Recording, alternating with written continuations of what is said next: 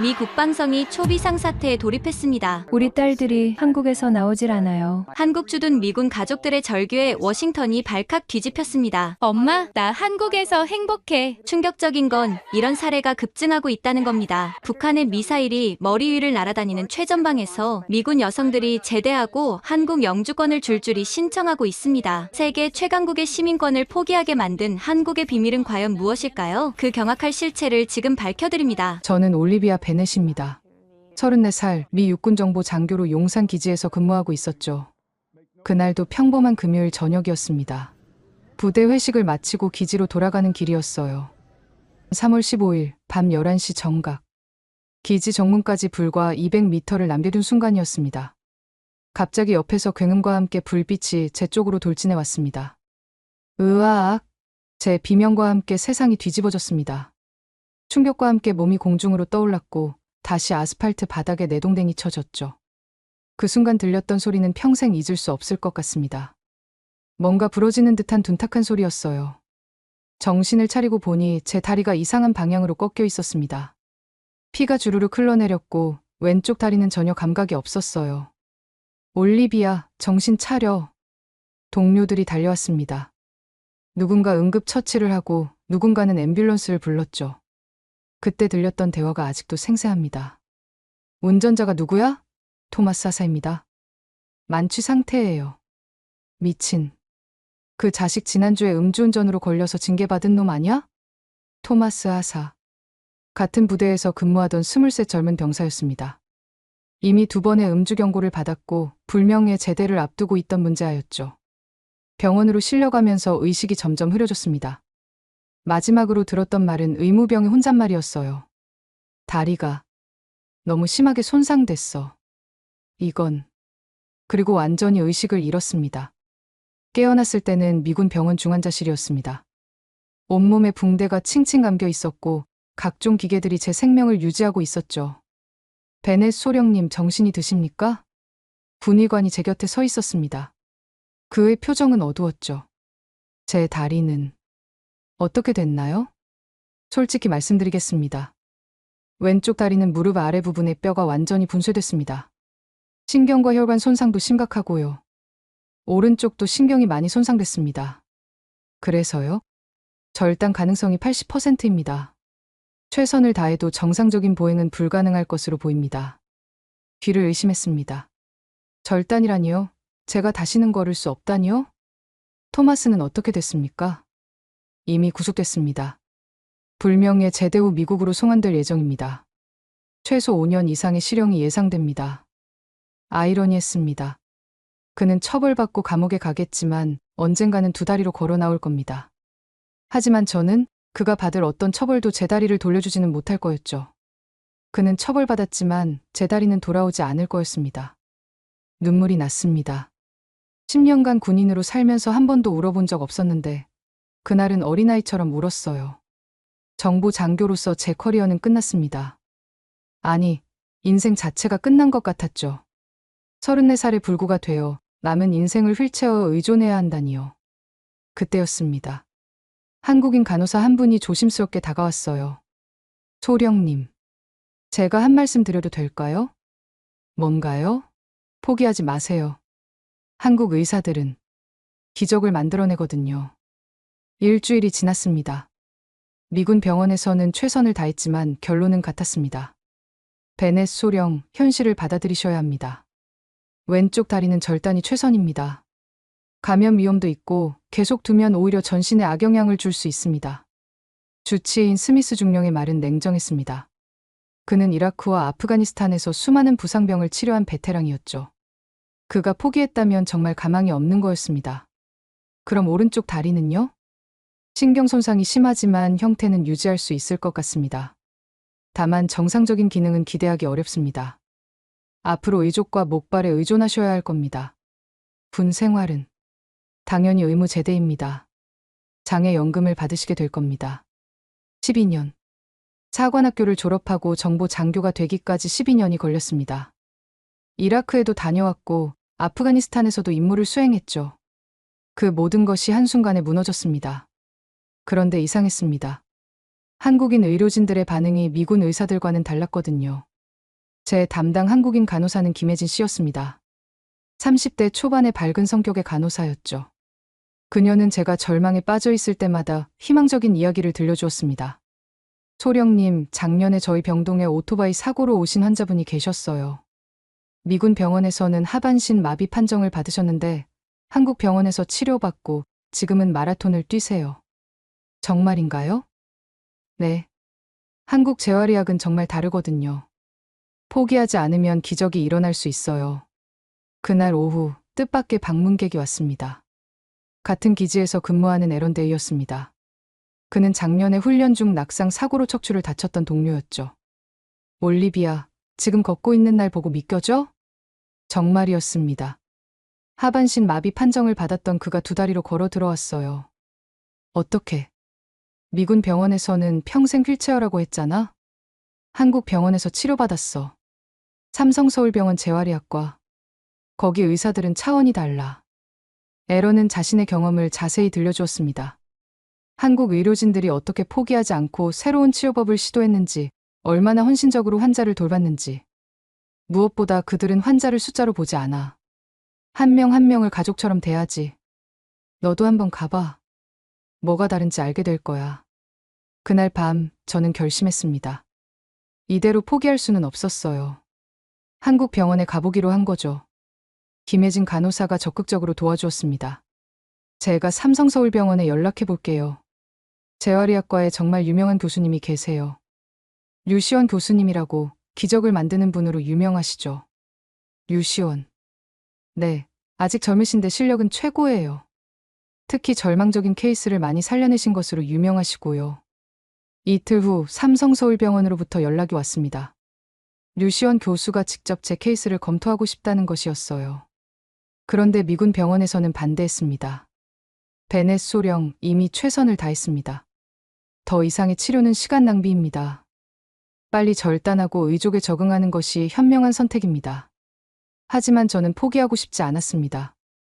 아직 34살이었고 제 인생은 이제 시작이었으니까요. 한 번만 더 시도해 보겠습니다. 제 다리니까요. 결국 전원 승인이 났습니다. 3월 25일, 사고 열흘 만에 저는 삼성서울병원으로 옮겨졌습니다. 앰뷸런스 안에서 창밖을 보며 생각했습니다. 이게 마지막 희망이야. 여기서도 안 되면 정말 끝이야. 하지만 병원에 도착하는 순간부터 뭔가 달랐습니다. 미군 병원의 차가운 분위기와는 전혀 다른 따뜻함이 느껴졌어요. 베넷 소령님 오셨군요. 기다리고 있었습니다. 걱정 마세요. 저희가 최선을 다하겠습니다. 응급실 직원들의 첫 인사부터가 달랐습니다. 그들의 눈빛에는 진심 어린 걱정과 따뜻함이 담겨 있었죠. 그리고 곧 제 인생을 바꿀 한 남자를 만나게 됩니다. 안녕하세요, 베넷 소령님. 저는 재활의학과 류시원입니다. 병실 문이 열리고 들어온 사람을 보는 순간 저는 약간 놀랐습니다. 예상보다 젊었거든요. 30대 후반으로 보이는 남성이었는데 온화한 미소와 함께 자신감 있는 눈빛을 가지고 있었습니다. 한국말은 못하셔도 괜찮습니다. 저도 미국에서 연수를 받았거든요. 편하게 영어로 대화하시죠.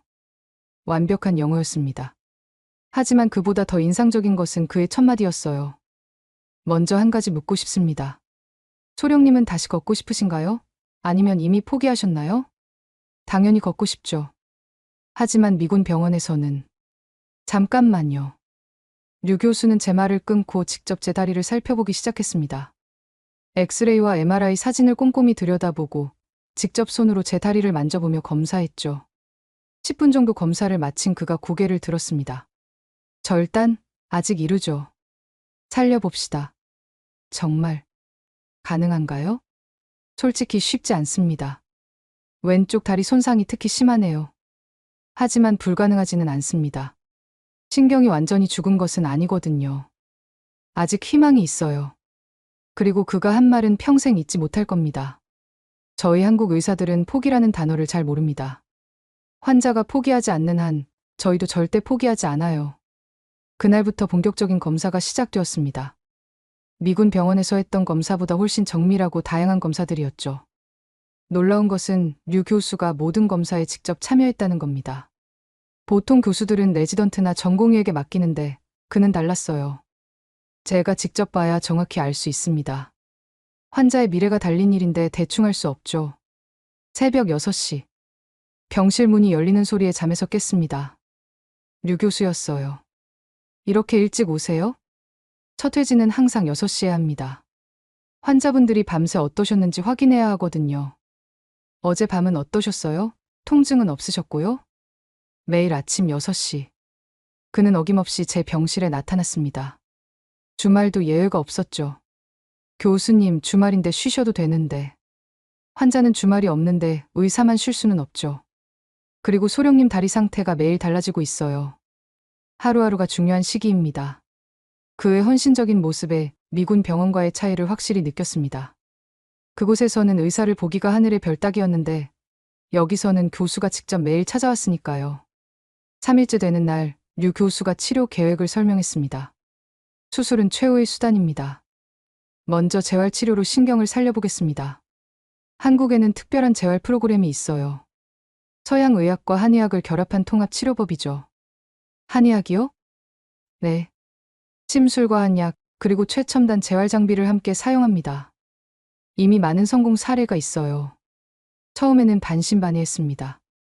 침술로 신경이 살아난다니 미국에서는 상상도 못할 일이었죠. 믿기 어려우신가요? 저도 처음에는 그랬어요. 하지만 결과가 증명합니다.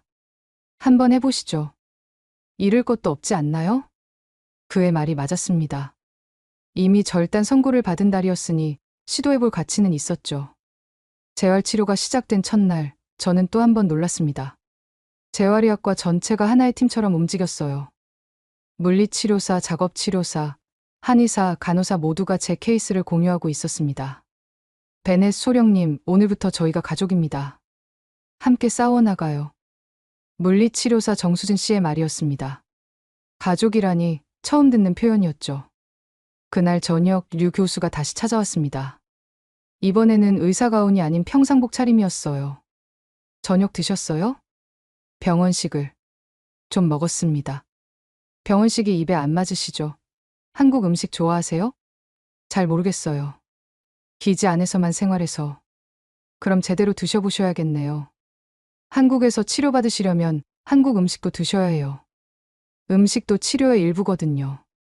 그는 직접 가져온 도시락을 꺼냈습니다. 김치찌개와 여러 반찬들이 담겨 있었어요. 집에서 만든 건 아니고 병원 근처 맛집에서 사왔어요. 한번 드셔보세요. 교수님이 왜 이렇게까지? 환자가 잘 먹어야 빨리 낫습니다. 그리고 그가 잠시 멈추더니 미소를 지었습니다. 솔직히 말하면 소령님이 불쌍해 보여서요. 타국에서 다치고 혼자 병원에 있으니까요. 제가 미국에서 연수할 때 아팠던 적이 있는데 그때 정말 외로웠거든요. 그의 진심이 느껴졌습니다. 단순히 의사로서가 아니라 한 인간으로서 제게 다가온 거였죠. 한국 좋아하세요? 도시락을 먹으며 그가 물었습니다. 솔직히 잘 모르겠어요. 기지 밖에 나가본 적이 별로 없어서. 그럼 다 나으시면 제가 구경시켜 드릴게요. 한국의 진짜 모습을요. 다 낫는다면요. 나을 거예요. 꼭요. 그의 확신에 찬 목소리에서 이상한 안도감을 느꼈습니다. 이제 좋아질 것 같아요. 제 대답에 그가 환하게 웃었습니다. 그 미소를 보는 순간 가슴이 이상하게 뛰었어요. 단순히 의사에 대한 신뢰감 이상의 무언가가 느껴졌죠. 하지만 그때는 몰랐습니다. 이것이 새로운 시작이 될 거라는 것을. 재활치료가 시작된 지 일주일. 매일이 전쟁 같았습니다. 오전 8시부터 오후 6시까지 쉴 새 없이 이어지는 치료 프로그램들. 베넷 소령님 힘드시죠? 하지만 지금이 골든타임이에요. 신경이 완전히 죽기 전에 최대한 자극을 줘야 합니다. 물리치료사 정수진 씨는 항상 밝은 에너지로 저를 격려했습니다. 전기 자극 치료, 수중 재활, 로봇 보행 훈련. 처음 보는 장비들이 많았어요. 특히 인상적인 것은 한의학 치료였습니다. 처음엔 따끔하실 거예요. 하지만 곧 익숙해지실 겁니다. 한의사 김태영 박사가 제 다리에 침을 놓기 시작했습니다. 수십 개의 가느다란 침이 정확한 위치에 꽂혔죠. 이게 정말 효과가 있나요? 서양 의학으로는 설명하기 어렵지만 경험적으로 증명된 치료법입니다. 특히 신경 재생에 도움이 되죠. 신기하게도 침을 맞고 나면 다리가 따뜻해지는 느낌이 들었습니다. 완전히 감각이 없던 부분에서 미세한 자극이 느껴지기 시작했어요. 그런데 가장 인상적인 것은 류시원 교수의 관심이었습니다. 그는 단순히 회진만 하는 것이 아니라 제 모든 치료 과정을 직접 모니터링했죠. 어느 날은 물리치료실에 나타나서는 직접 제 재활 운동을 도왔습니다. 교수님이 직접 이런 것까지. 의사가 환자의 상태를 정확히 알려면 직접 봐야죠. 차트만 보고는 알 수 없어요. 점심시간이면 어김없이 제 병실에 들렀습니다. 오늘 치료는 어떠셨어요? 너무 힘들지는 않으셨고요? 괜찮아요. 그런데 교수님은 점심은 드셨어요?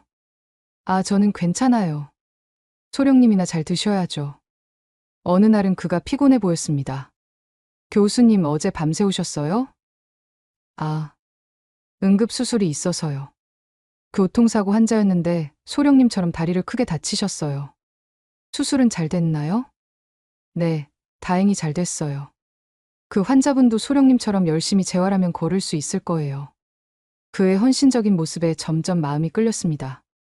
처음에는 단순히 좋은 의사에 대한 존경심이라고 생각했는데 시간이 지날수록 그 이상의 감정이 자라나기 시작했죠.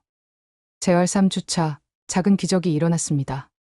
선생님, 발가락이 움직여요. 정말이었습니다. 완전히 마비됐다고 생각했던 왼쪽 발가락이 미세하게 움직였어요. 아주 작은 움직임이었지만 저에게는 세상을 얻은 것 같았습니다. 정수진 치료사가 급히 류 교수를 불렀습니다. 숨을 헐떡이며 달려온 그가 직접 확인했죠. 정말이네요. 대단해요, 소령님. 신경이 살아나기 시작했어요. 그는 마치 자기 일처럼 기뻐했습니다. 이제 시작이에요. 여기서 포기하지 않으면 더 많은 기적이 일어날 거예요. 그날 저녁 류 교수가 특별한 선물을 가져왔습니다. 축하드려요. 오늘은 특별한 날이니까. 작은 케이크였습니다. 첫걸음을 축하합니다라고 적혀 있었죠. 아직 걷지도 못하는데 발가락이 움직인 것도 첫걸음이에요. 모든 여정은 작은 한 걸음부터 시작하니까요. 병실에서 둘이 케이크를 나눠 먹으며 이야기를 나눴습니다. 교수님은 왜 의사가 되셨어요? 어릴 때 할머니가 교통사고로 하반신 마비가 되셨어요. 그때 재활의학이라는 걸 알게 됐죠. 포기했던 사람들에게 다시 희망을 주는 일이 멋있어 보였어요. 할머니는 다시 걸으셨나요? 네. 5년 걸렸지만 결국 걸으셨어요. 돌아가시기 전까지 당신 다리로 걸어 다니셨죠. 그의 눈에 따뜻한 빛이 있었습니다. 그래서 저는 믿어요. 포기하지 않으면 기적은 일어난다고. 저도 걸을 수 있을까요? 물론이죠. 소령님은 의지가 강하시잖아요. 군인 출신답게 정말 열심히 하시고. 그가 제 손을 가볍게 잡았습니다. 따뜻한 온기가 전해졌죠. 제가 끝까지 함께 할게요. 걱정하지 마세요. 그 순간 가슴이 이상하게 뛰었습니다.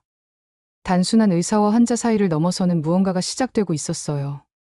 간호사들도 눈치를 챘는지 수근거리기 시작했습니다. 류 교수님이 베넷 소령님한테 특별히 신경 쓰시는 것 같아. 맞아. 매일 점심시간마다 오시잖아. 다른 환자들한테는 안 그러시는데. 저도 느끼고 있었습니다. 그의 관심이 단순히 의학적인 것만은 아니라는 것을. 하지만 그때는 아직 확신할 수 없었어요. 혹시 제 착각일 수도 있고 무엇보다 저는 환자였고 그는 의사였으니까요. 그런데 치료가 진행될수록 그의 개인적인 관심은 더욱 뚜렷해졌습니다. 오늘은 기분이 어떠세요? 좋아요. 발가락도 더 많이 움직이고. 아니, 그게 아니라 마음이요. 기분이 우울하거나 그러진 않으세요? 가끔 미래가 걱정될 때가 있어요.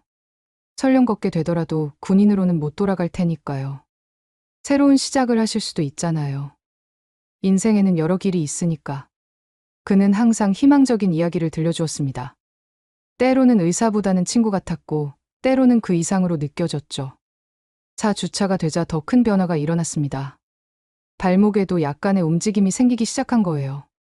믿을 수 없어요. 이 정도 속도는 정말 이례적이에요. 류 교수도 놀라워했습니다. 소령님의 의지력이 만든 기적이에요. 그리고 그가 잠시 말을 멈추더니 부드럽게 미소 지었습니다. 제가 매일 기도했거든요. 소령님이 꼭 나으시길. 의사가 환자를 위해 기도한다니. 그 말에 가슴이 뭉클해졌습니다.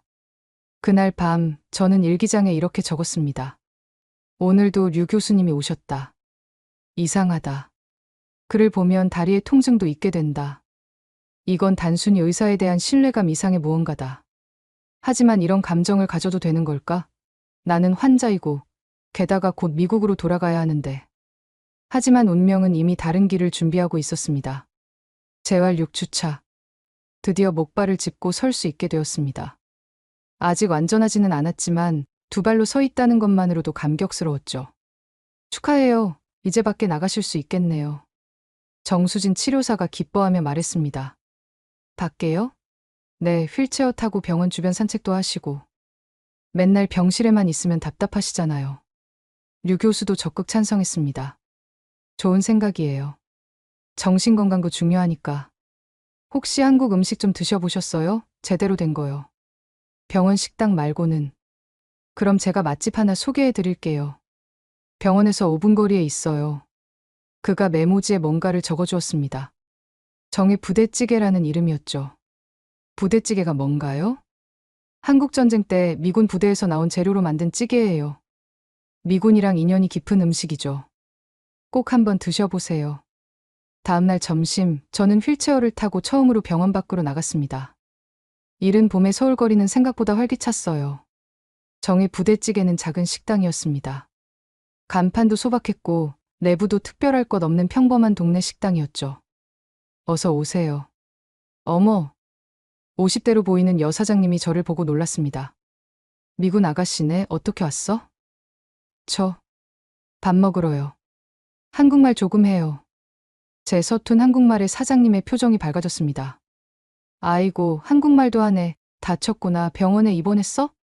네, 삼성병원. 어머머, 많이 아팠겠네. 혼자 왔어? 네.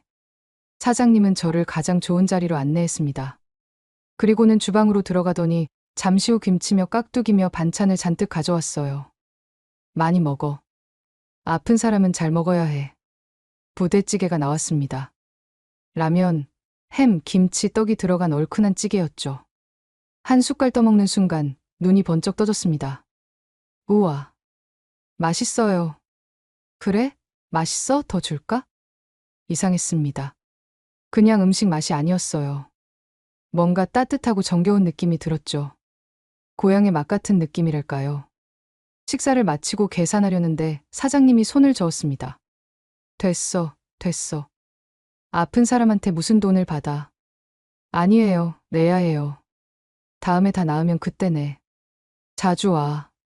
우리 집 단골 할래? 그날 이후로 저는 일주일에 2~3번씩 그 식당에 갔습니다. 갈 때마다 사장님은 반찬을 더 주셨고 새로운 메뉴를 맛보라고 하셨죠. 오늘은 김치찌개 해봤어. 한번 먹어봐. 우리 미군 아가씨 왔네.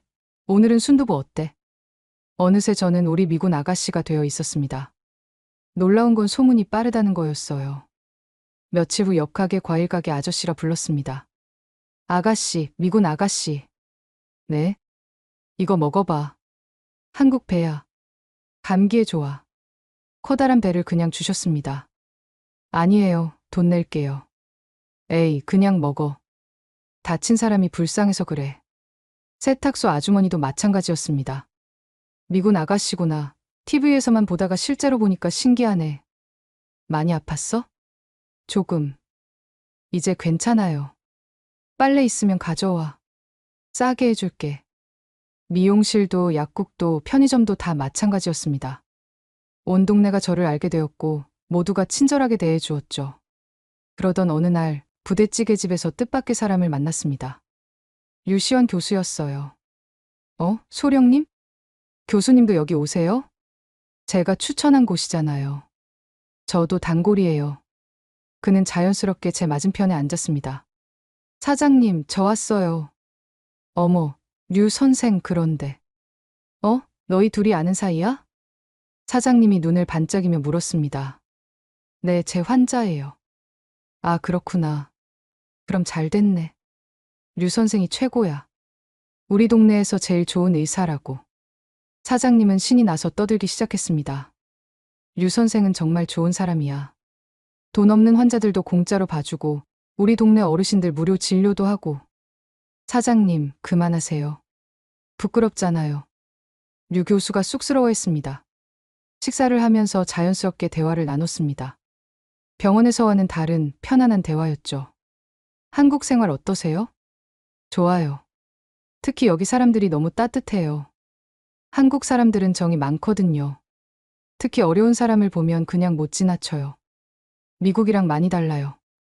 미국은 개인주의가 강해서 각자 장단점이 있죠. 하지만 전 한국의 이런 정 문화가 좋아요. 그때 사장님이 또 반찬을 가져왔습니다. 얘들아, 이것도 먹어. 오늘 새로 담근 김치야. 사장님, 너무 많이 주세요. 뭐가 많아. 둘이 데이트하는데 특별 서비스지. 데이트 아니에요. 우리 둘이 동시에 말했습니다. 사장님은 의미심장하게 웃었죠. 알았어, 알았어. 아니라고 치자. 얼굴이 빨개졌습니다. 류 교수도 당황한 것 같았어요. 치사를 마치고 병원으로 돌아가는 길.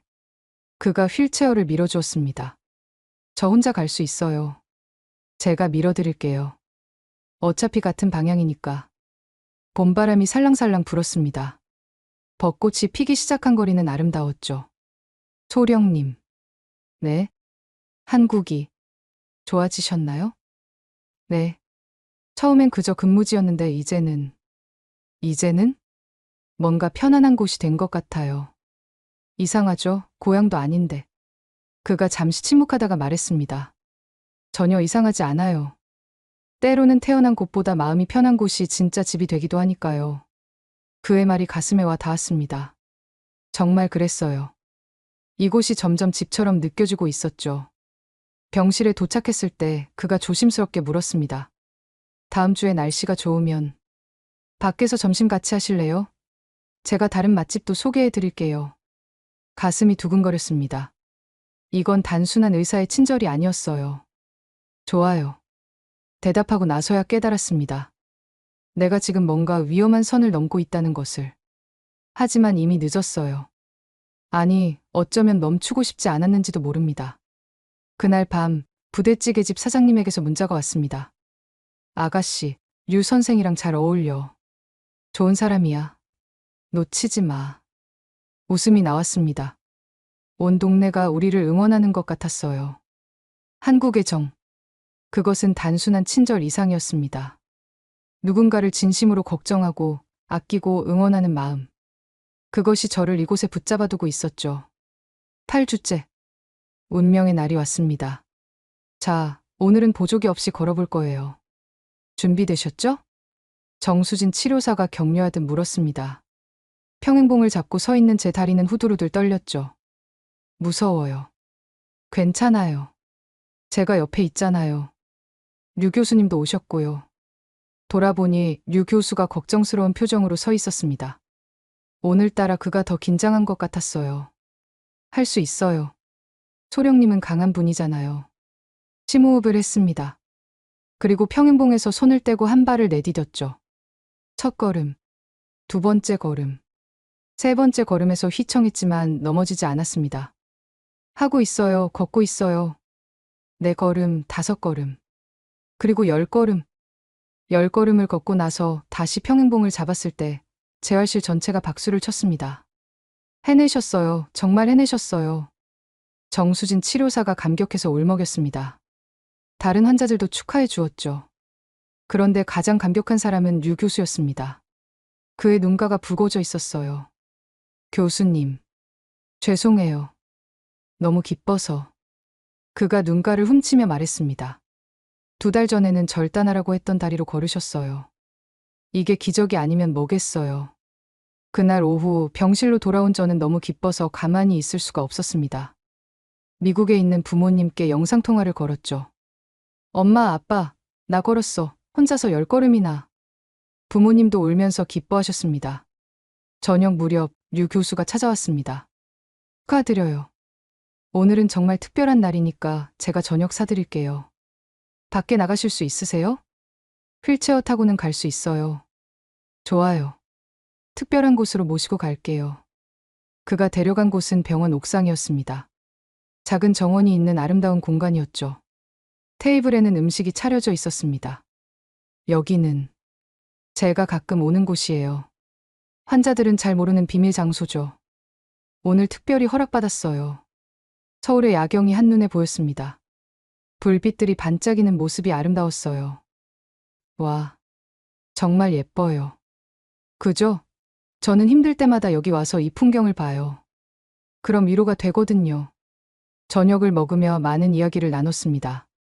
처음으로 일이 아닌 개인적인 이야기들을 나눴죠. 가족은 어떻게 되세요? 부모님은 부산에 계시고 남동생이 하나 있어요. 소령님은? 부모님이 텍사스에 계세요. 외동딸이고요. 군인이 되신 것을 부모님이 찬성하셨어요? 반대가 심했죠. 하지만 제가 고집이 세서 그가 웃었습니다. 그 고집 덕분에 다시 걸으신 거예요. 대화가 이어질수록 마음이 편해졌습니다. 그는 좋은 청취자였고 때로는 재미있는 농담도 했죠. 사실 처음 소령님을 봤을 때 좀 무서웠어요. 군인이잖아요. 그것도 미군.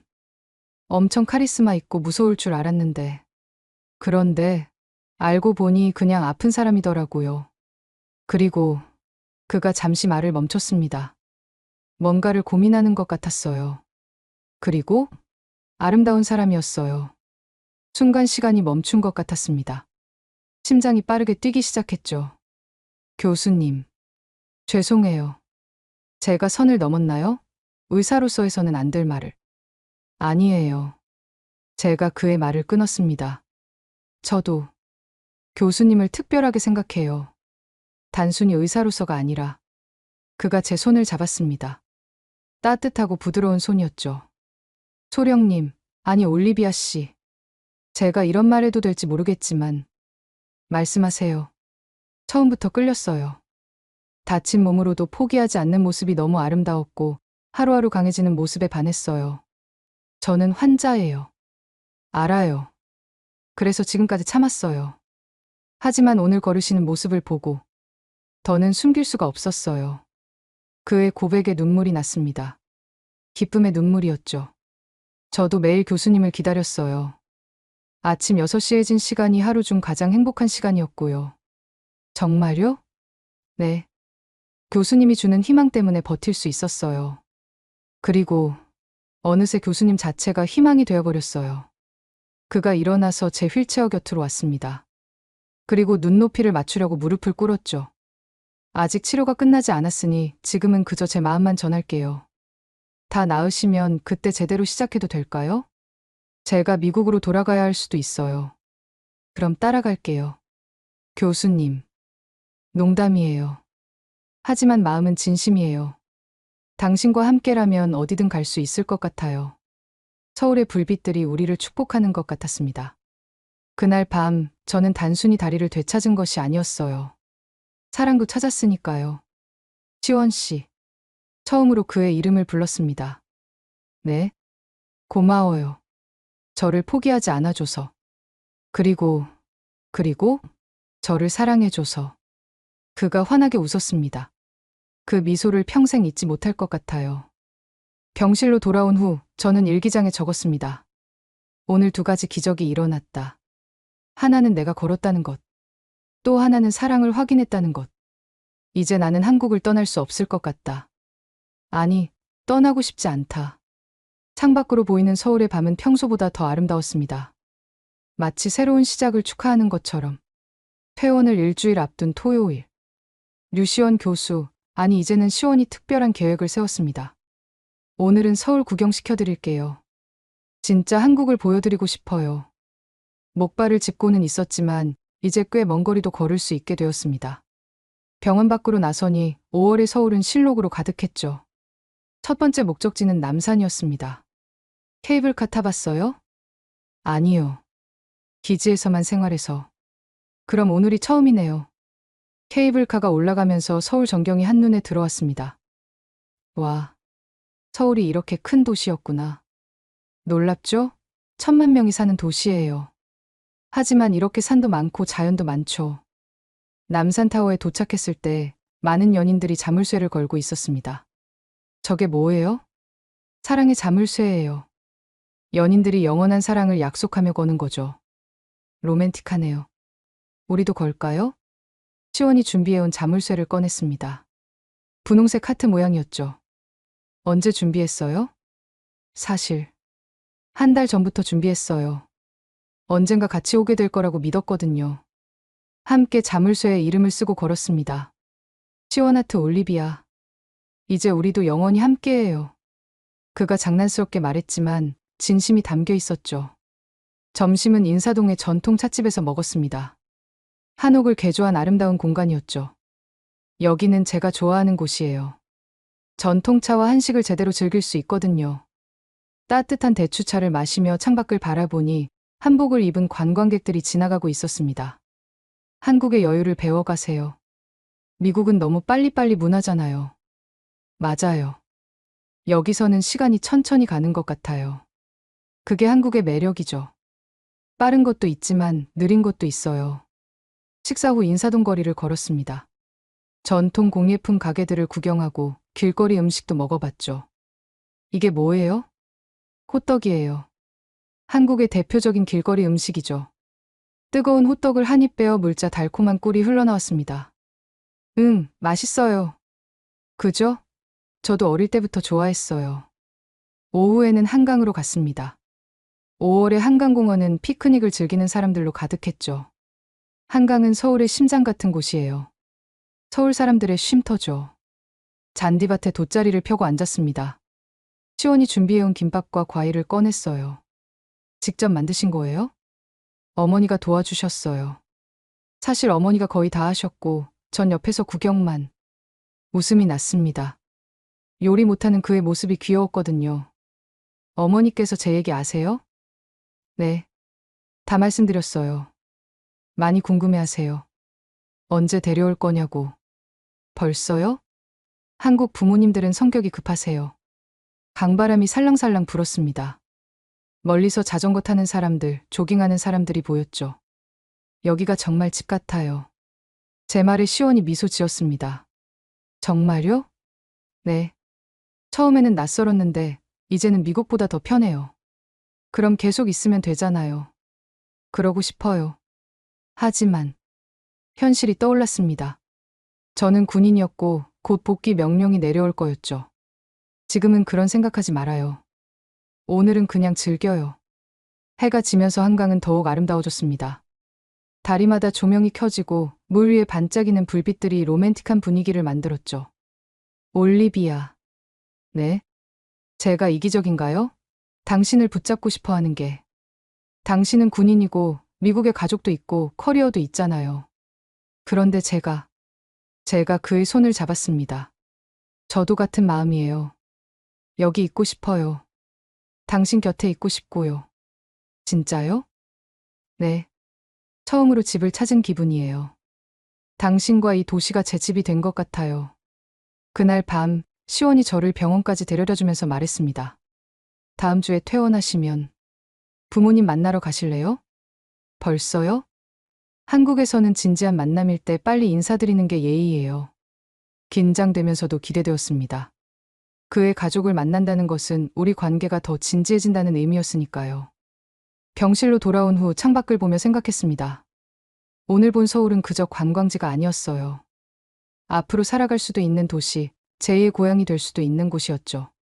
핸드폰이 울렸습니다. 시원의 메시지였어요. 오늘 즐거웠어요. 당신과 함께한 서울이 더 아름다워 보였어요. 잘 자요. 답장을 보냈습니다. 저도요. 오늘이 제 인생 최고의 날 중 하나예요. 고마워요. 그리고 덧붙였습니다. 사랑해요. 처음으로 한국어로 쓴 사랑 고백이었습니다. 서툴렀지만 진심을 담았죠. 곧바로 답장이 왔습니다. 나도 사랑해요. 영원히. 그날 밤 저는 꿈을 꿨습니다. 한강이 보이는 작은 아파트에서 시원과 함께 사는 꿈을. 그리고 그 꿈이 현실이 되기를 간절히 바랐습니다. 퇴원 사흘 전 시원이 특별한 제안을 했습니다. 우리 동네 시장에 가볼래요? 부모님 뵙기 전에 동네 분들께 먼저 인사드리는 게 좋을 것 같아서. 동네 시장이요? 네. 제가 어릴 때부터 다닌 곳이에요. 거기 상인분들이 다 저를 키워주셨죠. 망원시장은 생각보다 크고 활기찬 곳이었습니다. 토요일 오후라 사람들로 북적였죠. 시장 입구에 들어서자마자 과일 가게 아주머니가 시원을 발견했습니다.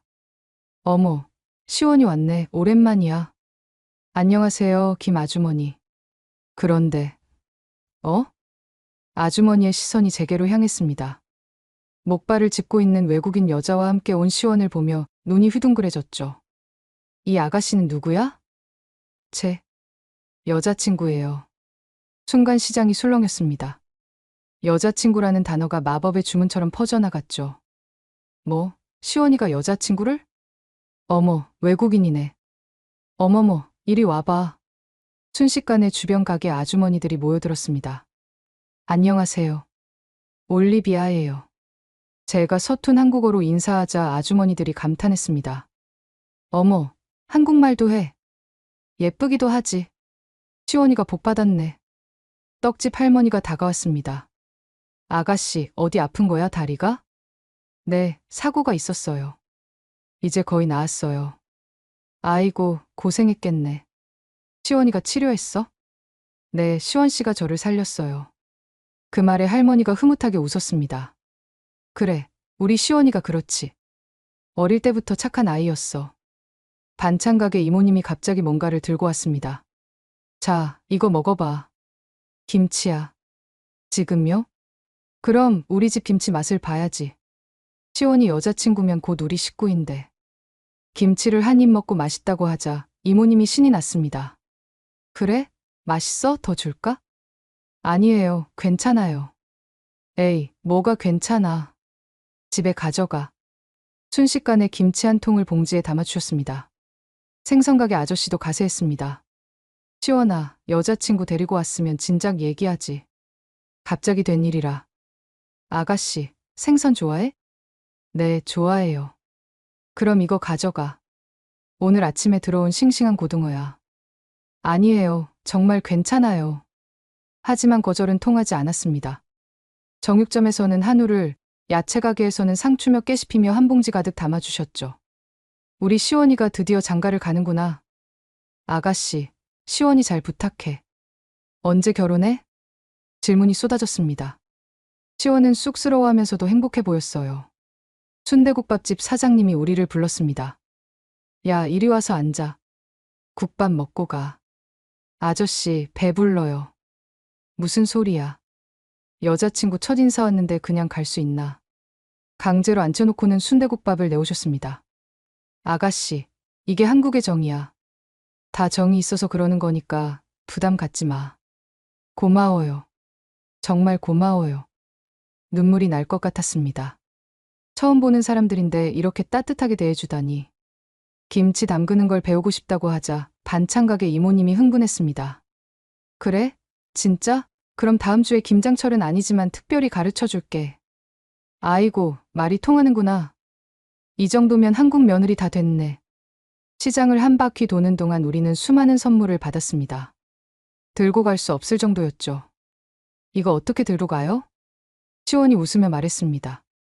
이게 한국 시장이에요. 정이 넘치죠?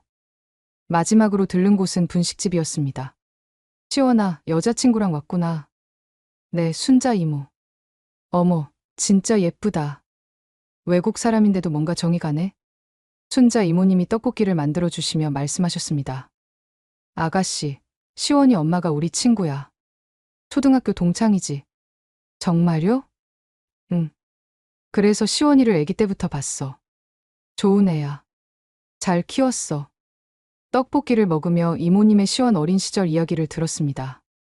한 번은 시원이가 5살 때 용돈 받아서 여기 와서는 떡볶이 2개 달라고 하더라고. 왜 2개요? 하나는 자기가 먹고 하나는 엄마 갖다 드린다고. 그때부터 알았어. 이 애는 크게 될 애구나. 시원이 얼굴이 빨개졌습니다. 이모, 그런 옛날 얘기는. 뭐가 어때? 네가 여자친구한테 알려줘야지. 시장을 나서면서 뒤를 돌아보니 상인들이 모두 나와서 손을 흔들고 있었습니다. 또 와. 다음에는 시어머니랑 같이 와. 축하해. 짧은 시간이었지만 마치 가족이 된 것 같았습니다. 이제 알겠어요. 시원 씨가 왜 이렇게 따뜻한 사람인지. 이런 분들 사이에서 자랐으니까요. 그가 제 손을 잡았습니다.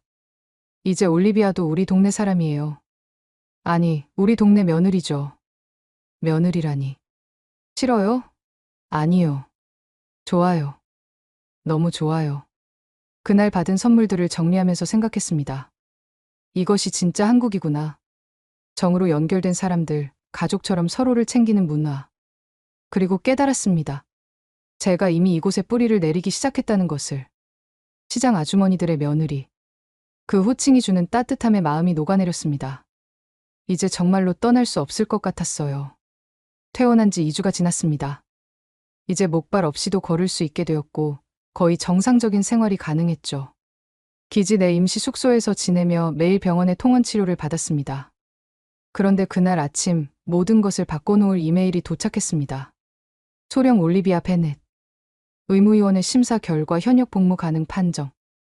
6월 15일부로 워싱턴 DC 국방부 정보국 발령. 중령 진급 심사 대상자로 선정. 손이 떨렸습니다. 중령 진급. 국방부 근무. 누구나 꿈꾸는 엘리트 코스였죠.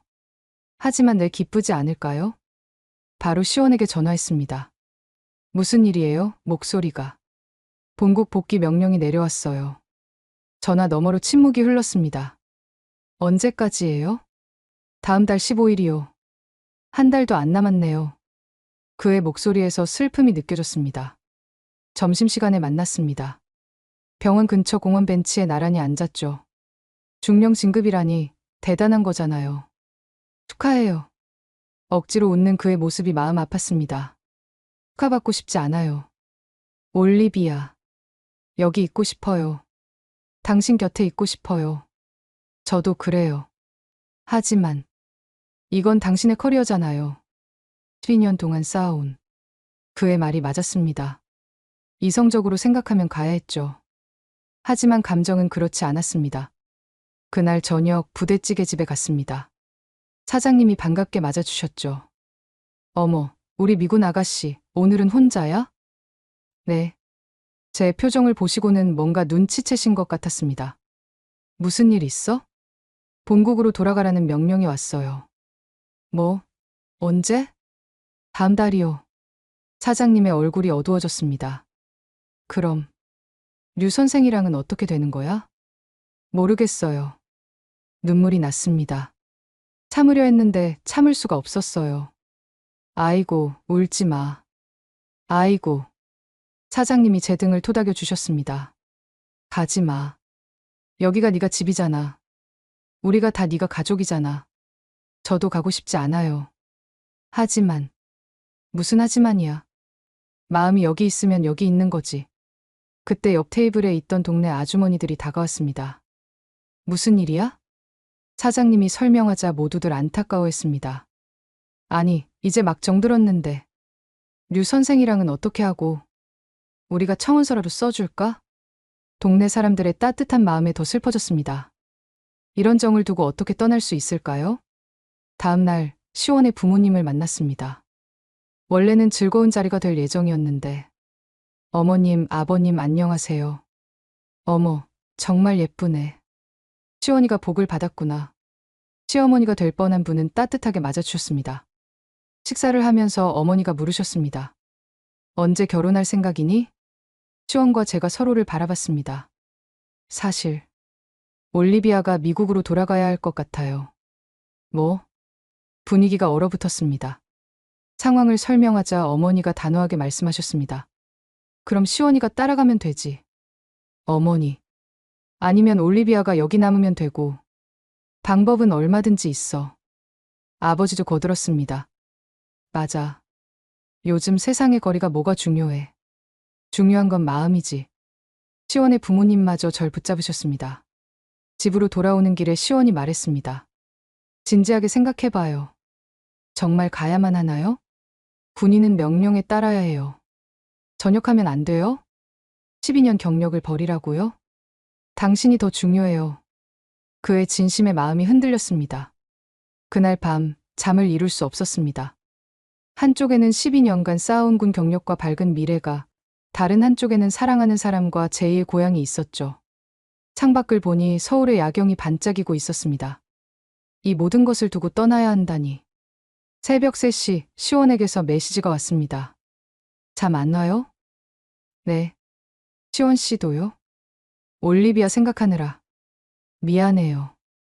미안하긴요. 우리 같이 방법을 찾아봐요. 포기하지 말고.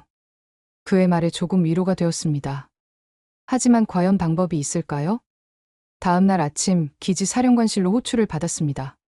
베넷 소령, 복귀 명령 받았죠? 네, 사령관님. 훌륭해요. 당신 같은 인재가 국방부에 가는 건 당연한 일이죠. 그런데 사령관이 잠시 말을 멈췄습니다. 표정이 왜 그래요? 기쁘지 않나요? 설마 한국에 남고 싶은 건가요? 제 침묵이 대답이었습니다. 사령관이 한숨을 쉬었습니다. 베넷 소령, 군인은 감정이 아닌 의무로 움직여야 해요. 알죠? 알고 있습니다. 일주일 시간을 줄게요. 진지하게 고민해보고 결정하세요. 하지만 기억하세요. 이런 기회는 다시 오지 않아요. 사령관실을 나오면서 더욱 혼란스러웠습니다. 의무와 사랑, 경력과 행복, 미국과 한국. 어느 것도 포기할 수 없는데 선택해야 하는 순간이 다가오고 있었습니다. 일주일의 시간. 매일이 고통스러웠습니다. 낮에는 병원에서 마지막 재활치료를 받고 저녁에는 시원과 시간을 보냈죠. 하지만 우리 사이에는 말하지 않은 긴장감이 흘렀습니다. 오늘은 뭐 먹고 싶어요? 아무거나요. 대화도 예전 같지 않았습니다. 서로 조심스러워했죠. 동료들의 반응은 극과 극이었습니다. 올리비아, 미쳤어? 중령 진급의 국방부 근무를 포기한다고? 제시카 대위가 믿을 수 없다는 표정으로 말했습니다. 한국 남자 때문에? 정신 차려. 이런 기회는 평생 한 번이야. 하지만 한국에서 사귄 친구 수지는 달랐습니다. 언니, 마음 가는 대로 해요. 후회 없도록. 쉽지 않아. 알아요. 하지만 10년 후에 뒤돌아봤을 때 뭘 후회할 것 같아요? 떠난 것 아니면 남은 것? 수지의 질문이 가슴에 박혔습니다. 어느 날 저녁 시장에 갔습니다. 이제 익숙해진 그곳에서 물건을 사면서 상인들과 인사를 나눴죠. 아가씨, 요즘 왜 그래? 얼굴이 어둡네. 과일 가게 아주머니가 걱정스럽게 물으셨습니다. 미국 돌아가야 할 것 같아요. 뭐? 왜? 군대에서 명령이. 소식은 금세 퍼졌습니다. 시장 상인들이 하나둘 모여들었죠. 안 돼, 이제 막 우리 식구 됐는데. 류 선생은 어떡하고. 우리가 편지라도 써줄까? 미군 사령관한테? 떡집 할머니가 제 손을 잡으셨습니다. 아가씨, 할미가 한마디 할게. 인생은 한 번이야. 돈이나 명예는 나중에도 얻을 수 있어. 하지만 사랑은 아니야. 할머니, 내가 젊었을 때 사랑하는 사람을 놓쳤어. 부모님이 반대해서. 지금도 후회해. 할머니의 눈에 눈물이 고였습니다. 그 사람이랑 살았으면 어땠을까? 매일 생각해. 아가씨는 후회하지 마. 그날 밤 부대찌개집에서 사장님과 긴 대화를 나눴습니다. 언니, 제가 미국 사람이에요. 가족도 다 거기 있고. 그래서? 마음은 어디 있는데? 마음이 여기 있으면 여기가 집이야. 국적이 뭐가 중요해. 하지만 제 경력은요? 경력? 그게 밥 먹여주나? 매일 아침 일어날 때 행복한 게 중요하지. 사장님의 말씀이 단순하지만 진리 같았습니다. 시원도 고민이 많았습니다. 올리비아가 가면 저도 미국에 갈 수 있어요. 병원 그만두고. 그럴 수 없어요. 여기 환자들은 어떡하고요. 당신이 더 중요해요. 시원 씨의 꿈을 포기하게 할 수 없어요. 우리는 서로를 위해 희생하려 했지만 그것도 쉽지 않았습니다. 기지로 돌아와서 룸메이트 사라와 이야기했습니다. 사라, 너라면 어떻게 할 것 같아? 글쎄, 어려운 질문이네. 하지만 난 알아. 네가 이미 마음 정했잖아. 무슨 소리야? 네가 눈을 봐. 이미 한국에 있잖아. 몸만 여기 있고. 사라의 말이 맞았습니다. 이미 마음은 정해져 있었는지도 모릅니다. D-Day 3일 전 부모님과 영상통화를 했습니다. 올리비아, 이제 곧 집에 오는구나. 엄마의 기대에 찬 목소리가 들렸습니다. 엄마, 아빠, 사실 할 말이 있어요. 부모님께 모든 것을 털어놨습니다. 한국에서의 일들, 시원과의 만남, 그리고 제 고민까지. 긴 침묵 후 아빠가 먼저 말씀하셨습니다. 올리비아, 네가 행복한 게 가장 중요해. 아빠, 우리도 너를 보고 싶지만 네가 진정으로 행복한 곳에 있기를 바라. 엄마도 덧붙였습니다. 그 청년이 널 다시 걷게 해줬다면 좋은 사람일 거야. 우리도 만나보고 싶구나. 부모님의 이해에 눈물이 났습니다. 그날 밤 한강을 걸었습니다. 시원과 함께 처음 왔던 그곳에서. 시원 씨. 네? 제가 만약 여기 남는다면. 그의 눈이 빛났습니다. 정말요? 아직 결정한 건 아니지만 가능성을 생각하고 있어요. 시원이 저를 꼭 안았습니다. 고마워요. 이런 고민을 해줘서. 미안해요. 쉽게 결정하지 못해서. 미안하긴요. 충분히 고민해요. 인생이 걸린 일인데. 디데이 이틀 전. 책상 위에는 2개의 서류가 놓여 있었습니다. 하나는 복귀 명령서. 하나는 전역 신청서. 펜을 들었다 놨다를 반복했습니다. 창밖을 보니 서울의 아침이 밝아오고 있었습니다. 이 도시의 아침을 얼마나 더 볼 수 있을까요? 핸드폰이 울렸습니다. 시원의 메시지였습니다. 오늘도 좋은 하루 되세요. 무슨 결정을 하든 응원할게요. 사랑해요. 메시지를 읽으며 미소가 지어졌습니다. 그리고 깨달았죠. 이미 답은 정해져 있었다는 것을. 디데이 전날 아침. 저는 깨끗이 다린 군복을 입고 사령관실로 향했습니다. 손에는 봉투 하나가 들려 있었죠. 들어오세요. 사령관실에 들어서자 존슨 대령이 서류를 검토하고 있었습니다. 베넷 소령 결정했나요? 네, 사령관님. 저는 봉투를 책상 위에 올려놓았습니다. 사령관이 봉투를 열어 서류를 확인했습니다. 그의 표정이 굳어졌죠. 전역 신청서. 정말입니까? 네. 신중히 고민한 결과입니다. 이유를 들을 수 있을까요? 심호흡을 하고 말했습니다. 한국이 제 집이 되었습니다. 여기서 새로운 삶을 시작하고 싶습니다. 12년 경력을 버리고요. 버리는 게 아닙니다. 새로운 시작입니다. 사령관이 한숨을 쉬었습니다. 후회하지 않겠습니까? 후회하지 않을 자신이 있습니다. 오히려 떠난다면 평생 후회할 것 같습니다. 긴 침묵이 흘렀습니다. 베넷 소령, 당신은 훌륭한 장교였습니다. 아쉽지만 당신의 결정을 존중하겠습니다. 감사합니다, 사령관님. 공식적으로는 3개월 후 저녁입니다. 그동안 후임자 인수인계를 부탁합니다. 알겠습니다. 사령관실을 나오면서 어깨가 가벼워졌습니다. 10년간 짊어졌던 무거운 짐을 내려놓은 기분이었죠. 바로 시원에게 전화했습니다. 여보세요? 시원 씨, 저 결정했어요. 남을 거예요. 여기 남을 거예요. 전화 너머로 침묵이 흘렀습니다. 그리고 정말이에요, 정말? 네. 전역 신청서 냈어요. 올리비아. 그의 목소리에 눈물이 섞여 있었습니다. 지금 어디예요? 지금 바로 갈게요. 30분 후 병원 앞에서 만났습니다. 시원은 숨을 헐떡이며 달려왔죠. 정말 남는 거예요? 네. 이제 갈 곳이 없어요. 책임져야 해요. 그가 저를 들어 올려 빙글빙글 돌렸습니다. 사랑해요. 정말 사랑해요. 나도 사랑해요. 주변 사람들이 쳐다봤지만 상관없었습니다. 우리는 그저 행복했으니까요. 그날 오후 부대찌개 집에 갔습니다. 사장님. 어머, 왜 이렇게 신났어? 저 안 가요. 한국에 남기로 했어요. 사장님이 숟가락을 떨어뜨렸습니다. 진짜? 진짜야? 네, 전역하고 여기서 살 거예요. 아이고, 이 집 경사 났네. 야, 다들 와봐. 우리 미군 아가씨가 안 간대. 순식간에 소문이 퍼졌습니다.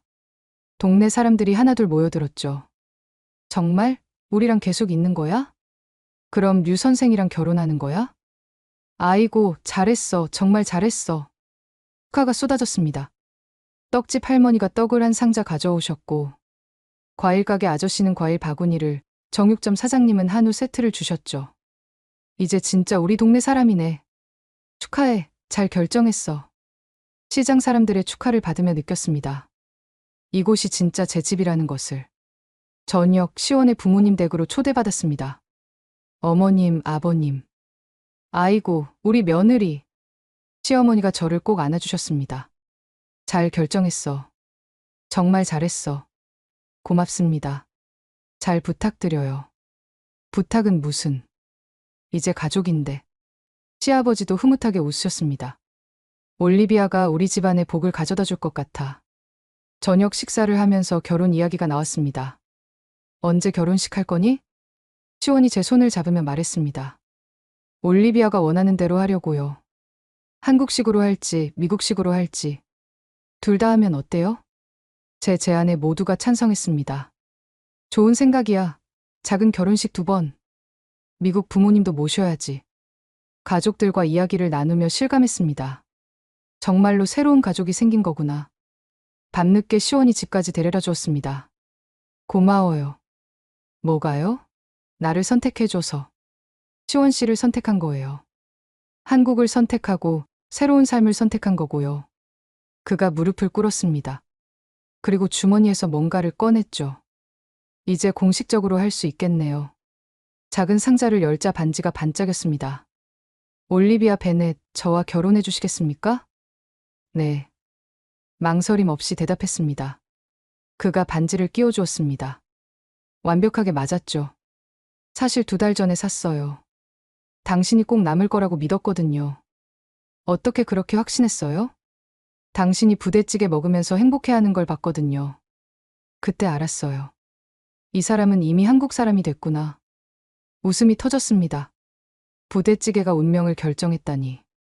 사랑해요, 시원 씨. 저도 사랑해요. 영원히. 그날 밤 일기장에 적었습니다. 오늘 나는 인생에서 가장 용감한 선택을 했다. 안정적인 미래 대신 불확실한 사랑을 선택했다. 하지만 후회는 없다. 오히려 가슴이 벅차오른다. 12년간의 군 생활이 끝나고 새로운 인생이 시작된다. 한국에서 사랑하는 사람과 함께 따뜻한 사람들 속에서. 이것이 진짜 용기가 아닐까. 남들이 정해준 길이 아닌 내 마음이 원하는 길을 가는 것. 창밖을 보니 서울의 야경이 축하해주듯 반짝이고 있었습니다. 이제 이 도시는 잠시 머무는 곳이 아닌 영원히 살아갈 나의 집이 되었습니다. 10월 10일. 완연한 가을, 저희 결혼식이 열렸습니다. 신부 입장. 한복을 곱게 차려입고 입장하는 순간 하객들의 탄성이 들렸습니다. 어머, 한복이 저렇게 잘 어울려? 외국인 맞아? 완전 한국 사람 같은데. 붉은 치마 저고리와 노리개, 그리고 족두리까지. 완벽한 한복 차림이었죠. 시어머니가 직접 골라주신 것이었습니다. 주례는 특별한 분이 맡아주셨습니다. 바로 부대찌개 집 사장님이었죠. 여러분, 제가 이 2사람의 인연을 잘 압니다. 부대찌개 한 그릇으로 시작된 사랑이죠. 하객들이 웃었습니다. 올리비아는 처음 봤을 때부터 우리 동네 사람이 될 줄 알았어요. 왜 부대찌개 먹고 눈물 흘리더라고요. 맛있어서. 또 웃음이 터졌습니다. 이 2사람의 사랑은 특별합니다. 국경을 넘고 언어를 넘고 문화를 넘었으니까요. 그리고 이제 하나가 됐습니다. 미국에서 온 부모님도 한복을 입으셨습니다. 어색해 하시면서도 기뻐하셨죠. 올리비아, 정말 아름답구나. 고마워요, 엄마. 이 청년이 널 다시 걷게 해준 사람이구나. 고맙네. 정말 고맙네. 아빠가 시원의 손을 꼭 잡으며 말했습니다. 피로연은 그야말로 동네 잔치였습니다. 시장 상인들이 모두 오셨고 병원 의료진들, 부대 동료들까지. 정말 많은 사람들이 축하해 주었죠. 우리 미군 아가씨가 진짜 한국 며느리가 됐네. 이제 김치도 담그고 된장찌개도 끓이고 해야지. 걱정 마. 내가 다 가르쳐 줄게. 아주머니들의 약속이 쏟아졌습니다. 특별한 순간이 있었습니다. 제가 마이크를 잡고 한국어로 인사를 했을 때였죠. 여러분, 정말 감사합니다. 저는 사고로 한국에 왔지만 사랑으로 한국에 남게 되었습니다. 여러분이 제게 보여준 정 덕분입니다. 이제 저도 진짜 한국 사람이 되어서 받은 사랑을 돌려드리고 싶습니다. 많은 분들이 눈물을 훔치셨습니다. 한 달 후, 저는 새로운 직장을 구했습니다. 용산 기지 내한국문화교류센터의 상담사로 일하게 된 것이죠. 한국에 새로 오는 미군들과 가족들을 돕는 일이었습니다. 안녕하세요. 저는 올리비아 류입니다. 여러분의 한국 생활을 도와드릴게요. 첫 출근 날 신기하게 쳐다보는 사람들이 많았습니다. 한국 이름이세요? 아니요, 미국인이에요. 하지만 이제 한국이 제 집이에요. 제 이야기를 들은 사람들은 모두 놀라워했죠. 대단하시네요. 사랑 때문에 모든 걸 포기하시다니. 포기가 아니에요. 선택이죠. 더 행복한 삶을 선택한 거예요. 일은 보람 있었습니다. 새로운 미군 가족들에게 한국의 좋은 점을 알려주고 문화 차이로 힘들어하는 사람들을 도왔죠. 한국 병원 정말 믿을 만한가요? 제가 살아있는 증거예요. 한국 의료진이 저를 살렸어요. 한국 음식이 너무 매워요. 처음엔 다 그래요. 하지만 곧 김치 없으면 못 살게 될 거예요. 주말에는 시원과 함께 의료 봉사를 다녔습니다.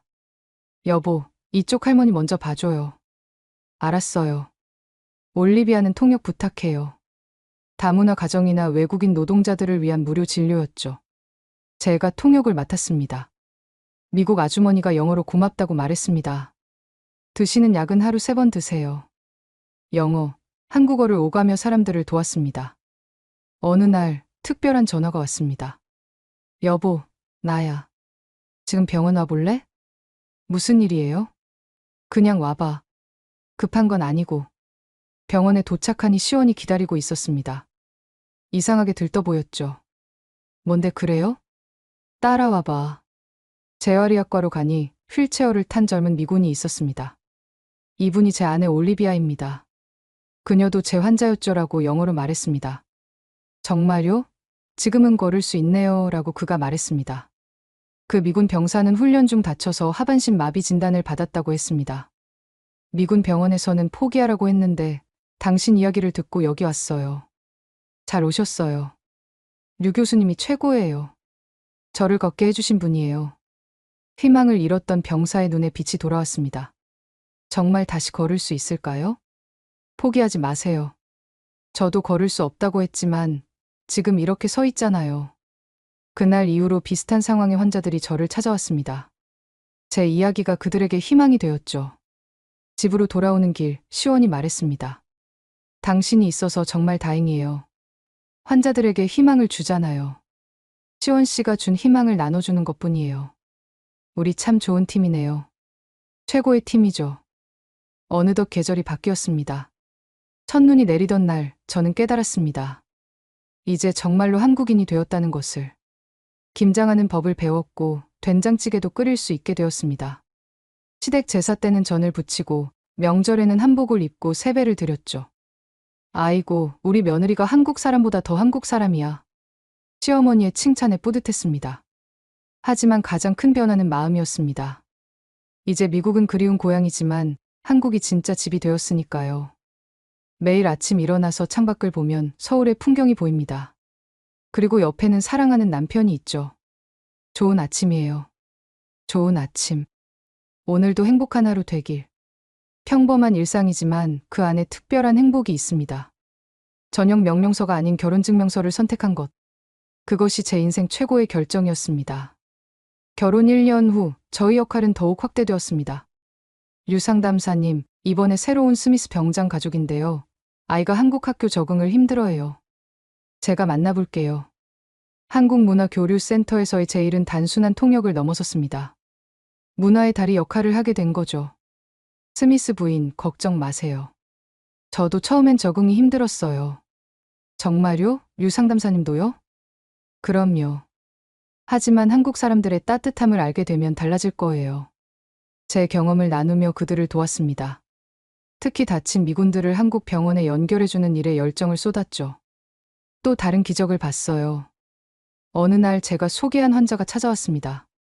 2다리로 걸어서요. 톰슨 상사님, 정말 걷고 계시네요. 류 상담사님 덕분이에요. 한국 병원을 소개해주지 않았다면 그는 낙하산 사고로 척추를 다쳐 미국에서는 영구 마비 판정을 받았던 사람이었습니다. 제 아내가 꼭 감사 인사를 드리래요. 남편을 돌려주셔서 고맙다고. 저야말로 감사하죠. 또 한 분이 기적을 경험하셨으니까요. 이런 사례가 쌓이면서 저는 기적의 전도사라는 별명을 얻었습니다. 주말마다 시원과 함께하는 의료 봉사도 계속되었습니다. 여보, 오늘은 필리핀 분들이 많이 오셨네요. 그러게. 올리비아가 따갈로그어도 할 줄 알면 좋을 텐데. 배워볼까요? 다문화 가정을 돕다 보니 더 많은 언어를 배우고 싶어졌습니다. 그러던 어느 날 특별한 제안을 받았습니다. 유상담사님, 한미 의료 교류 프로그램을 만들면 어떨까요? 기지 사령관의 제안이었습니다. 구체적으로 어떤 프로그램인가요? 양국 의료진이 서로 배우고 협력하는 거죠. 유상담사님이 코디네이터가 되어주시면 좋겠습니다. 흥미로운 제안이었습니다. 시원과 상의한 결과 프로그램을 시작하기로 했습니다. 첫 프로그램은 대성공이었습니다.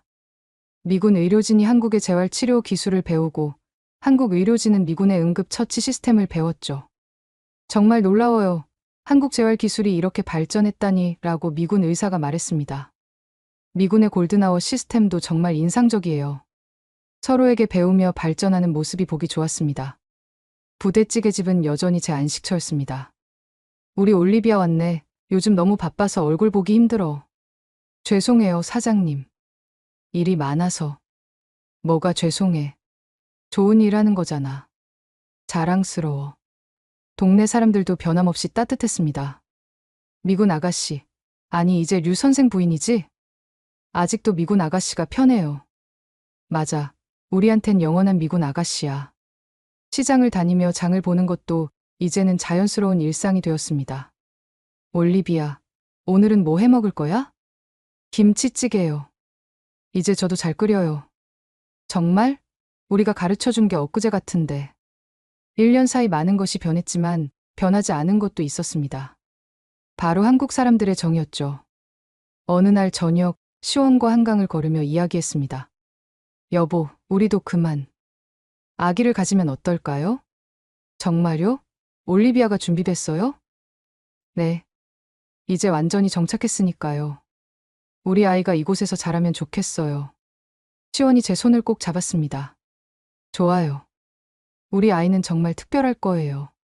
두 나라의 사랑을 받고 자랄 테니까. 그로부터 몇 달 후. 여보, 여보. 왜 그래요? 무슨 일이에요? 임신이에요. 우리 아기가 생겼어요. 시원이 저를 안고 빙글빙글 돌았습니다. 정말? 정말이에요? 네. 병원에서 확인했어요. 그날은 축제였습니다. 양가 부모님께 전화드리고 동네 사람들에게도 알렸죠. 뭐, 우리 미군 아가씨가 임신했다고? 부대찌개집 사장님이 놀라서 국자를 떨어뜨렸습니다. 아이고, 경사 났네. 동네 경사야. 소식은 금세 퍼졌습니다. 올리비아가 임신했대. 정말? 아이고, 축하해야지. 이제 진짜 한국 엄마 되는구나. 시장 상인들의 축하가 쏟아졌습니다. 과일 가게 아주머니는 임신부는 과일 많이 먹어야 해라며 매일 신선한 과일을 챙겨주셨고, 반찬 가게 이모님은 입덧할 때 먹으라며 깍두기를 특별히 담가주셨죠. 너무 감사해요. 이렇게 많이 받아도 되나요? 뭔 소리야. 우리 동네에서 태어날 아기인데 다 같이 키우는 거지. 한국의 공동체 문화를 또 한 번 느꼈습니다. 시원은 예비 아빠가 되면서 더욱 살뜰했습니다. 올리비아, 무거운 거 들지 마요. 이 정도는 괜찮아요. 안 돼요. 내가 할게요. 매일 아침 태교 음악을 틀어주고 저녁에는 뱃속 아기에게 책을 읽어주었죠. 아가야, 아빠야. 오늘은 무슨 이야기를 들려줄까? 한국 전래동화 어때요? 좋아요. 흥부와 놀부부터 시작할까? 한국과 미국의 동화를 번갈아 읽어주며 우리는 아기를 기다렸습니다. 임신 5개월 성별을 알게 되었습니다. 아들이에요. 아들이라니. 시부모님은 뛸듯이 기뻐하셨습니다. 손자구나. 우리 집안의 대가 끊기지 않겠네. 미국 부모님도 화상통화로 축하해 주셨습니다. 손자라니 빨리 만나고 싶구나 라고 영어로 말씀하셨습니다. 아기가 태어나면 한국으로 오세요. 양쪽 할아버지 할머니를 다 만나야죠. 문화교류센터에서는 임신한 저를 배려해 주셨습니다. 류상담사님, 무리하지 마세요. 산모가 건강해야 아기도 건강하죠. 하지만 저는 할 수 있는 한계 속 일했습니다. 특히 한미 의료 교류 프로그램은 더욱 확대되었죠. 이번에는 산부인과 교류도 추가하면 어떨까요? 좋은 생각이에요. 미군 가족 중에 임신부들도 많으니까요. 제 임신 경험이 프로그램 개발에도 도움이 되었습니다. 어느 날 특별한 환자가 찾아왔습니다. 혹시 올리비아 베넷이었던 분 맞으세요? 네, 맞아요. 이제는 올리비아 류예요. 저예요. 사라 김 작년에 통역 도와주셨던. 알고 보니 제가 도왔던 한국계 미군의 부인이었습니다. 남편이 완전히 회복했어요. 선생님 덕분이에요. 정말 다행이네요. 저도 이제 한국에 정착하기로 했어요. 선생님처럼요. 또 한 명의 사람이 한국의 매력에 빠진 것이었죠. 임신 8개월이 되자 베이비 샤워 파티가 열렸습니다. 놀랍게도 주최는 시장 상인들이었습니다. 우리가 준비했어. 부대찌개 집에 모인 수많은 사람들. 병원 동료들, 기지 동료들, 동네 사람들이 모두 와주었습니다. 우리 올리비아 아들을 위해 선물이 산더미처럼 쌓였습니다. 한복 베넷 저고리부터 미군 베이비 용품까지 두 문화가 어우러진 선물들이었죠. 이 아이는 정말 축복받았네요. 시원이 감동해서 말했습니다. 두 나라의 사랑을 듬뿍 받고 태어날 거예요. 떡집 할머니가 특별히 준비한 수수팥떡을 나눠주시며 말씀하셨습니다. 이 아이는 우리 동네 보물이야. 다 같이 잘 키우자고. 모두가 고개를 끄덕였습니다. 파티가 끝날 무렵 저는 일어나 인사했습니다. 여러분, 정말 감사합니다. 3년 전 다리를 다쳐 한국에 왔을 때는 상상도 못했어요. 이렇게 많은 사랑을 받고 가족을 이루고 아이까지 갖게 될 줄은. 목이 메었습니다. 한국은 저에게 다리를 돌려주었을 뿐 아니라 새로운 인생을 주었어요. 우리 아이도 여러분의 사랑 속에서 자라길 바랍니다. 박수가 쏟아졌습니다. 많은 사람들이 눈물을 닦았죠. 만삭이 되어가는 배를 쓰다듬으며 생각했습니다. 이 아이는 정말 특별할 거라고. 한국과 미국 두 문화의 다리가 될 거라고. 그리고 무엇보다 사랑으로 가득한 곳에서 자랄 거라고. 올해 봄. 벚꽃이 만개한 4월의 어느 날. 응애, 응애. 우렁찬 울음소리가 분만실에 울려 퍼졌습니다. 축하합니다. 건강한 아들이에요. 여보, 우리 아기예요. 시원이 감격해서 울었습니다. 아기를 품에 안은 순간 세상의 모든 행복이 제 것인 듯 했습니다. 안녕, 사랑하는 우리 아가. 엄마야. 한국 이름은 류한솔, 미국 이름은 다니엘 류로 지었습니다. 한솔은 큰 소나무처럼 굳건하게 자라라는 의미였죠. 병실은 축하 인파로 가득했습니다. 우리 손자 얼굴 좀 보자. 정말 완벽해 라고 영어로 외치셨습니다. 양가 부모님이 모두 오셨습니다.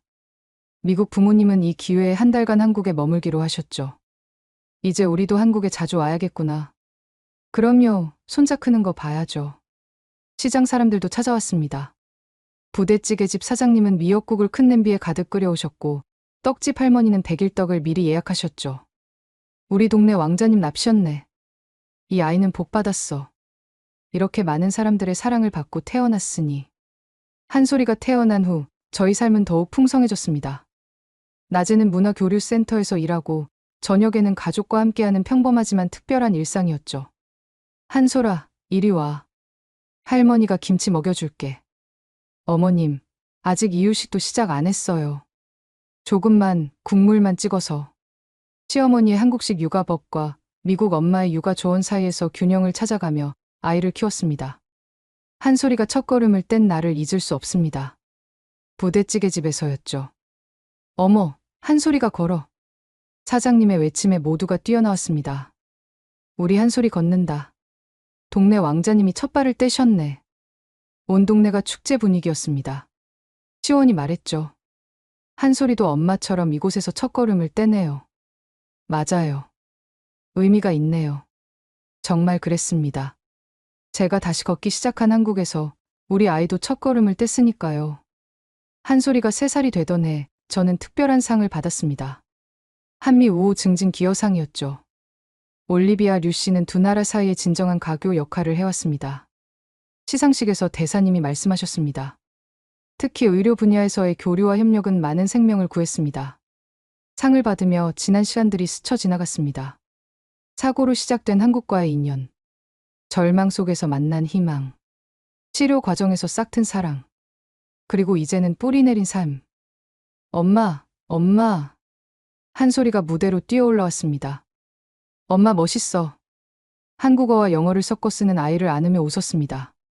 이 아이가 제 선택이 옳았음을 증명해주는 것 같았죠. 집으로 돌아오는 길, 한강 다리를 건너며 시원히 물었습니다. 후회 없어요? 단 한 번도요. 네. 오히려 감사해요. 그 사고가 없었다면 당신도 만나지 못했을 거고, 이 모든 행복도 없었을 테니까요. 한솔이가 차창 밖을 보며 말했습니다. 아빠, 저기 남산타워. 그래, 잘 봤어. 거기가 엄마 아빠가 사랑의 자물쇠 건 곳이야. 나도 갈래. 그래, 다음에 다 같이 가자. 평범한 가족의 대화. 하지만 그 안에 특별한 이야기가 있었죠. 저는 다리 2개를 잃을 뻔했지만 2개의 조국을 얻었습니다. 미국은 제가 태어난 곳이고 한국은 제가 다시 태어난 곳입니다. 한솔이는 2 나라의 축복을 받고 자랄 것입니다. 할아버지에게는 야구를 배우고 할머니에게는 김치 담그기를 배우겠죠. 추수감사절에는 칠면조를 먹고 추석에는 송편을 빚을 겁니다. 이것이 우리 가족의 모습입니다. 경계를 넘어선 사랑, 문화를 아우르는 가족, 그리고 정으로 연결된 공동체.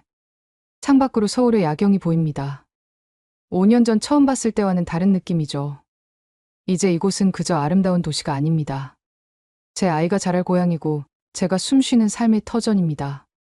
여보, 내일 부대찌개집 갈까요? 좋아요.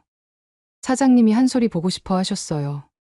할머니가 떡볶이 준대. 한솔이가 신나서 외쳤습니다. 웃음이 났습니다. 미군 부대의 음식으로 시작된 인연이 3대를 이어가고 있으니까요.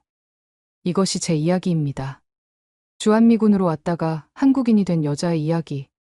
사고로 잃을 뻔한 다리 대신 영원한 사랑을 얻은 이야기.